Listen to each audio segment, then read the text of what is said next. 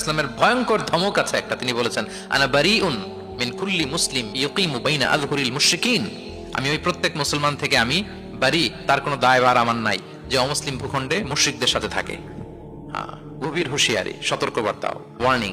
অমুসলিম দেশে ব্যবসা করতে যাবেন অস্থায়ীভাবে, ওকে, চাকরি ওকে, চিকিৎসা পারপাস ওকে, পড়াশোনা ওকে, কিন্তু স্থায়ীভাবে যদি কোনো অমুসলিম দেশের পাসপোর্ট নিয়ে থাকতে হয়, স্থায়ীভাবে, of course it should be with the intention of দাওয়া।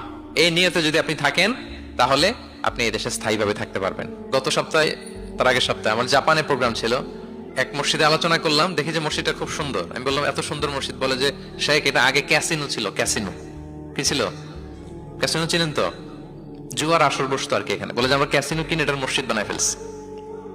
অ্যাট্রাকটিভ প্রেজেন্টেশনের অভাবে আমরা ইসলামের কথাকে তুলে ধরতে পারি না। ওরা যে মতবাদ, ওদের যে ডক্ট্রিন, ওদের যে আইডিওলজি, ওদের যে চিন্তা চেতনা, এই বস্তা পচা মতবাদকে ওরা সুন্দরভাবে বিউটিফাই